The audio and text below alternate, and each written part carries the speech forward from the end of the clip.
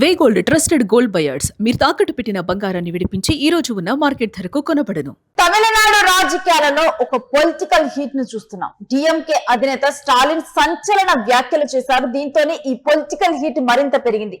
విజయ్ ప్రభుత్వం ఎప్పుడైనా కూలవచ్చంటూ స్టాలిన్ తమిళనాడు మాజీ సీఎం ఒక సంచలన వ్యాఖ్య చేశారు. ముందస్తు ఎన్నికలకు క్యాడర్ సిద్ధంగా ఉండాలంటే అప్పుడే పిలుపునిచ్చారు. 2029లో లోక్సభ ఎన్నికలతో పాటే తమిళనాడు అసెంబ్లీ ఎన్నికలు వచ్చే అవకాశం ఉన్నట్టు స్టాలిన్ వ్యాఖ్యానించారు. తమిళనాడులో సూర్యుడు ఎప్పుడూ అస్తమించడంటూ ధీమా వ్యక్తం చేశారు.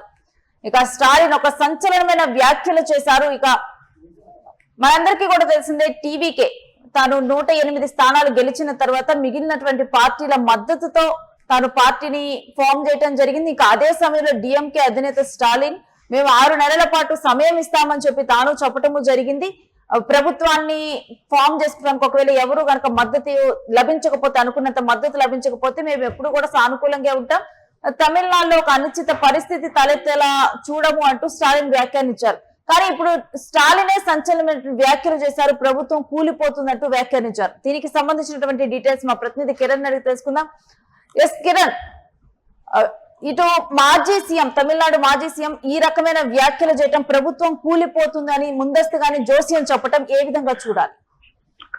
తమిళనాడు రాజకీయాల్లో పొలిటికల్ హీట్ మొదలైందని స్పష్టంగా చెప్పొచ్చు. ఏదైతే 6 నెలల సమయం ఇస్తాం విజయ్ పాలనకు, విజయ్ ప్రభుత్వానికి 6 నెలల సమయం ఇస్తాం, 6 నెలల తర్వాతనే మేము ప్రభుత్వాన్ని ప్రశ్నిస్తామంటూ గతంలో వ్యాఖ్యలు చేసిన స్టాలిన్ కేవలం అతి తక్కువ రోజుల్లోనే తన వ్యూహాన్ని మార్చుకున్నారు. నేరుగా విజయ్ ప్రభుత్వం కూలిపోతుందంటూ డిఎంకే కార్యకర్తలతోనూ నేతలతోనూ జరిగిన మీటింగ్ లో ఆయన స్పష్టంగా చెప్పాడు. విజయ్ కేవలం సోషల్ మీడియా ఆధారంగా ఏవైతే ట్విట్టర్, ఇన్స్టాగ్రామ్, ఫేస్బుక్ లాంటి సోషల్ మీడియా, డిజిటల్ మీడియా ద్వారా హైప్ క్రియేట్ చేశారు. ఆ హైప్ ద్వారా అధికారంలోకి వచ్చారు. సంస్థాగతంగా విజయ్కి వచ్చిన గెలుపు కాదు. అయితే ఈ ఎన్నికల్లో 108 సీట్లతో విజయ్ పార్టీ సింగిల్ లార్జెస్ట్ గా నిలిచింది. అయితే డిఎంకే కూటమిలో ఉన్న పార్టీలు నేరుగా విజయ్ కి మద్దతు ఇవ్వడం, డిఎంకే కూటమిలో ఉన్న కాంగ్రెస్ కావచ్చు, బీసీకే కావచ్చు, ఐయుఎంఎల్ కావచ్చు, ఏవైతే బీసీకే కావచ్చు, ఇలాంటి పార్టీల మద్దతు విజయ్ 120 సీట్లతో ఏదైతే అసెంబ్లీలో బలం నిరూపించుకున్న తర్వాత ఆయన వరుసగా కొన్ని సంచలన నిర్ణయాలు తీసుకున్నారు. గత వారం రోజుల్లో ఆయన ట్రాఫిక్ ఇష్యూ గానీ, ఆయన వ్యవహార శైలి గానీ సాధారణ ముఖ్యమంత్రిగా, సాధారణ పౌరుడు ఒక ముఖ్యమంత్రి లాగా ఎలా ఉంటారో అలా వ్యవహరించిన నేపథ్యం ఉంది. ఇలాంటి పరిస్థితుల్లో డిఎంకే ఏదైతే ఓటమిపై జరిగిన విశ్లేషణలో ఆయన సంచలన వ్యాఖ్యలు చేశారు. ఏ క్షణమైనా ప్రభుత్వం కూలిపోయే అవకాశం ఉంటాయి. ఎందుకంటే ఇప్పటికే కాంగ్రెస్ తో పాటు బీసీకే లాంటి పార్టీలు, కమ్యూనిస్ట్ పార్టీలు నేరుగా విజయ్ కి కండిషన్స్ పెట్టాయి. ఆ కండిషన్స్ ఎప్పుడు బ్రేక్ అయినా ఆ పార్టీలు మద్దతు వెనక్కి తీసుకునే అవకాశమే. మరోపక్క అన్నాడీఎంకే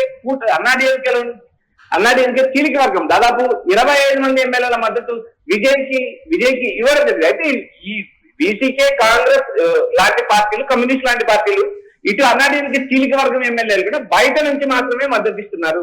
వీరు ఎవరు ఇంకా క్యాబినెట్ లోకి వెళ్లిన పరిస్థితి లేదు. కాంగ్రెస్ పార్టీకి 2 క్యాబినెట్ పదవులు దక్కుతాయని ప్రచారం జరిగినప్పటికీ ఇప్పటికీ కాంగ్రెస్ కు సంబంధించిన నేతలు క్యాబినెట్ లోకి విజయ్ తీసుకున్న 9 మంది కూడా నేరుగా విజయ్ పార్టీకి సంబంధించిన వ్యక్తులు మాత్రమే ఆయన క్యాబినెట్ లోకి తీసుకున్నారు. మిగిలిన మిత్రపక్షాల నుంచి అటు బీసీకే గానీ, కాంగ్రెస్ నుంచి కానీ ఆయన ఇంకా ఎవరికి మంత్రి పదవులు కేటాయించిన నేపథ్యం. ఇలాంటి పరిస్థితుల్లో ఏదైతే అన్నాడీఎంకేలో ఉన్న చీలిక వర్గం కూడా నేరుగా ఇప్పటికే పళనిస్వామి అసెంబ్లీ స్పీకర్ ఫిర్యాదు చేశారు.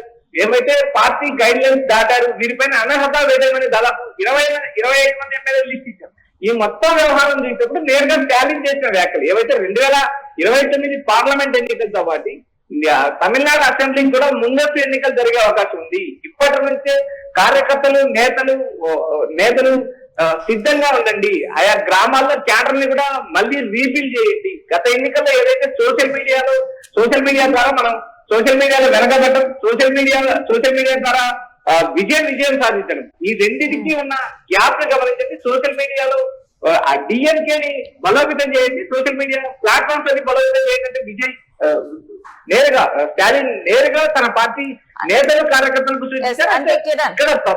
స్టాలిన్ వ్యాఖ్యలు మనం 2 రకాలుగా చూసినప్పుడు, ఇప్పుడు మొదటిది అంటే విజయ్ తన పరిపాలనలో ఫెయిల్ అవ్వటము, డెసిషన్ మేకింగ్ లో ఫెయిల్ అవటం, ఇదంతా కూడా ఇప్పుడు చేస్తున్నటువంటి కూడా ఒక పిఆర్ స్టంట్స్ లాగా చూడటం ఇదొకటి. ఇంకొకటి ఏంటంటే ఇప్పుడు అన్నా డిఎంకే నుంచి విడిపోయినటువంటి అంటే అన్నా డిఎంకేలో వ్యతిరేకంగా ఉన్నటువంటి వాళ్ళు కానీ ప్రతిపక్ష నేతగా ఎన్నుకోవటానికి ఎవరైతే సంతకాలు చేయనటువంటి ఎమ్మెల్యేలు కానీ వీళ్ళందరినీ కన్సిడర్ చేసి వీటన్నిటిని ఈ పరిణామాన్ని కన్సిడర్ చేసి ఇటువంటి వ్యాఖ్యలు చేస్తున్నారా? ఈ రెండు పరిణామాలతో చూసినప్పుడు మనం ఏ విధంగా పోల్చొచ్చు స్టాలిన్ వ్యాఖ్యలని?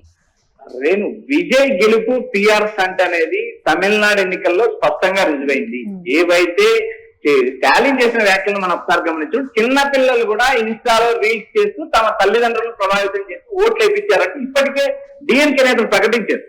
ఇప్పుడు నిన్న కూడా డిఎంకే సంబంధించిన ఒక ఎమ్మెల్యే విజయ్ ప్రభుత్వం ఎక్కువ రోజులు కొనసాగదు, విజయ్ ప్రభుత్వం 6 నెలల్లో కూలిపోతున్నట్టు వ్యాఖ్యలు చేశారు. మరోపక్క కాంగ్రెస్ తో పాటు కాంగ్రెస్ మిత్రపక్షాలు గతంలో డిఎంకేతో కలిసి పనిచేశారు.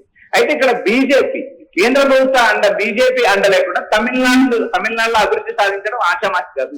అయితే ఇప్పటికి కూడా ముఖ్యమంత్రి అయిన తర్వాత విజయ్ త్వరలో ఢిల్లీకి వెళ్ళి అటు సోనియా గాంధీతో పాటు ఇటు ప్రధానమంత్రి మోడీని కలుస్తారని ఊహాగానాలు వస్తున్నప్పటికీ కూడా ఆయన ఢిల్లీ పరిస్థితి ఇప్పటికీ ఖరాబ్.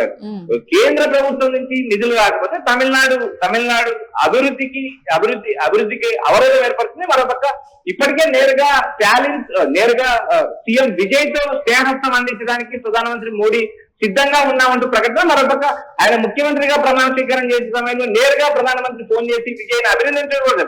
అయితే ఈ పరిణామాలన్నింటినీ కాంగ్రెస్ పార్టీ క్షుణ్ణంగా పరిస్థితుంది. మరోపక్క నిన్న జరిగిన ఒక ఎల్టీటీ ప్రభాకరన్ ఏదైతే రాజీవ్ గాంధీ హత్యకు ప్రధాన కారణమైన ఎల్టీటీ తీవ్రవాది ఏదైతే ప్రభాకర్ ఉన్నారో ప్రభాకర్ కు నివాళులు నేరుగా విజయం అర్పించడం కూడా కాంగ్రెస్ పార్టీలో కలవలేదు. అయితే ఈ వ్యవహారం అంతా ఎన్ని రోజులు కొనసాగుతుందా?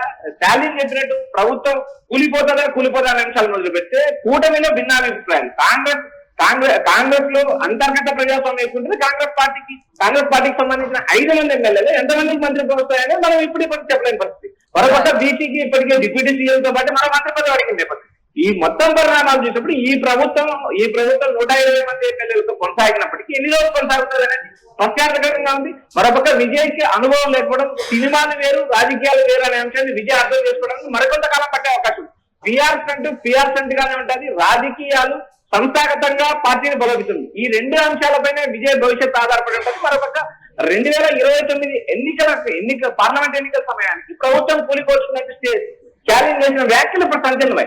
అయితే ఈ మొత్తం వ్యవహారాన్ని మనం గమనించినప్పుడు తమిళనాడులో విజయ ప్రభుత్వము రోజుకు దినగంట వేయేలాగా పరిస్థితి ఉంటుందని విశ్లేషకులు అంచనా వేస్తున్నారు.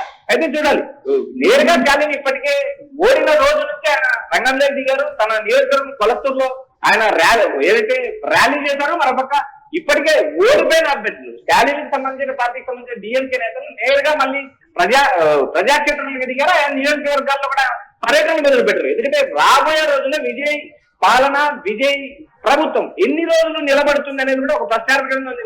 డిఎంకే యాక్టివ్ అయితే ప్రజల్లోకి వెళ్తుందనే సమాచారం స్పష్టంగా వినిపిస్తుంది. Right Kiran, thanks for the details.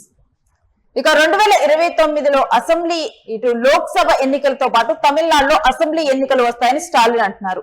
దీని మీద మీరేమంటారో కూడా కామెంట్ చేయండి. మరి అంటే విజయ్ పరిపాలన పరంగా ఫెయిల్ అవుతారా? దాంతో అసంతృప్తితో నేతలు మరలా కూడా అంటే తమ వచ్చినటువంటి పార్టీల వైపు కానీ లేకపోతే వేరే పార్టీల వైపు కానీ చూస్తారని అనుకుంటున్నారా? మీరేమనుకుంటున్నారు తమిళనాడు పాలిటిక్స్ మీద అనేది మీ అభిప్రాయాన్ని కామెంట్ బాక్స్ లో తెలియచేయండి. ఇక ఇప్పుడు కనుక మనం చూసుకుంటే డిఎంకేకి అదేవిధంగా టీవీకేకి ఓటింగ్ పర్సంటేజ్ చూసుకుంటే ఒక 3% మాత్రమే ఓటింగ్ పర్సంటేజ్ అనేది తేడా ఉంది. ఈ విషయంలో స్టాలిన్ చాలా కాన్ఫిడెంట్ గా ఉన్నారు.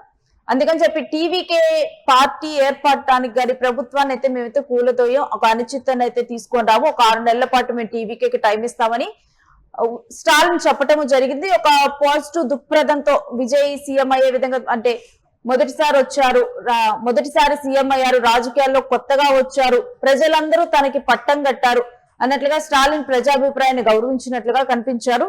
ఇక ఇప్పుడు చూస్తే అంటే తర్వాత విజయ్ సీఎం అయిన తర్వాత తను లంచ్ బాక్స్ తీసుకొని వెళ్ళటం ఇవన్నీ కూడా ఇటు సోషల్ మీడియా మాధ్యమాల్లో ఎక్కువగా కనిపిస్తుంటే ఎక్కువ కూడా విజయ్ ఇటు పిఆర్ స్టంట్స్ చేస్తున్నారు.